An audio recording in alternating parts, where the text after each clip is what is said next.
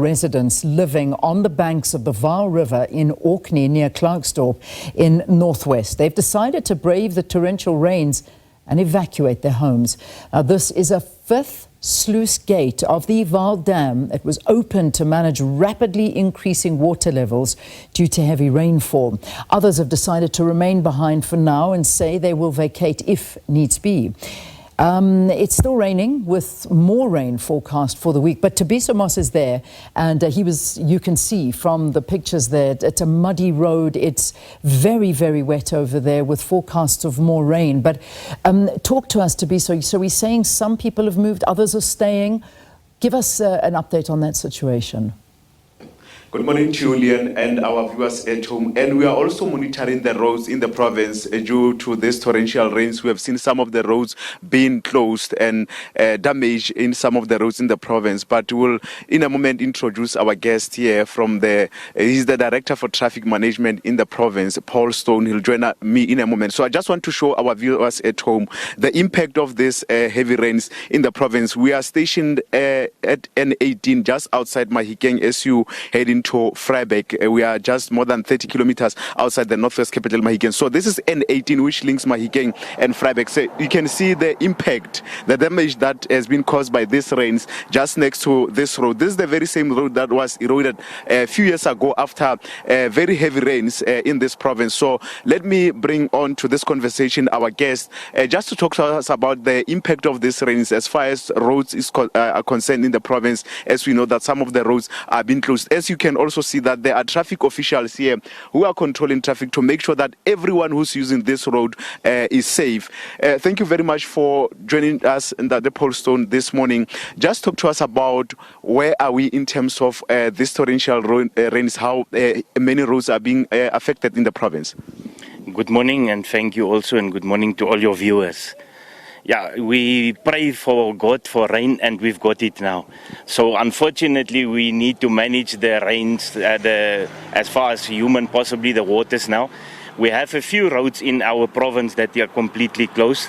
For an example, if we start with our N12 from Potchefstroom to Johannesburg, the road is completely closed. Most of our roads are at a lower level than the water level. So what caused this water now to come to the roads? But we have our traffic officers at areas where people cannot travel. We also have our colleagues from the Public Works and Roads who assist us. We've got Sanral, we've got also colleagues from the farmers to assist us to close roads. So wherever we think that there might be a small possibility that any person can lose his life on the road, we rather close the roads and we allow people to take detours. So at the points we will direct people which routes to take and also assist people as far as possible to make sure they are not captured in some of these rain areas. I understand that the road between Ottosdal and Sannieshof was also affected? Yes, also the road between Sannieshof and Lichtenburg was affected. The one Ottosdal is also affected, and it caused now a big pothole in that area. So some of these roads are completely closed and will only be open after our roads department fix the roads. But for now, I think we have people all over, traffic officers or any of the people that assist us. And I think for now, we manage the safety of our people for now.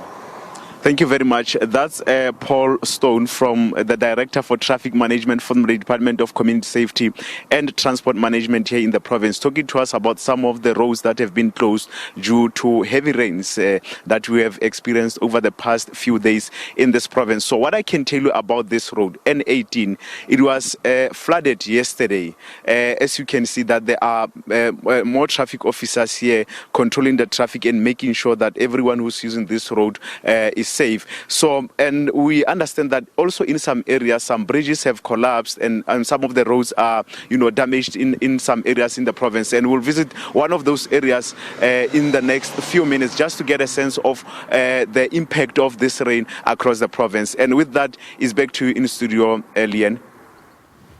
All right, Thabiso Moss, thanks so much. Thabiso, I'm not sure if you can still hear me, but what about people evacuating the area? I know that was what we were concerned about. What is the situation there? Because with the dam levels rising, this is a risk to people in the area. Do you have an update for us on that?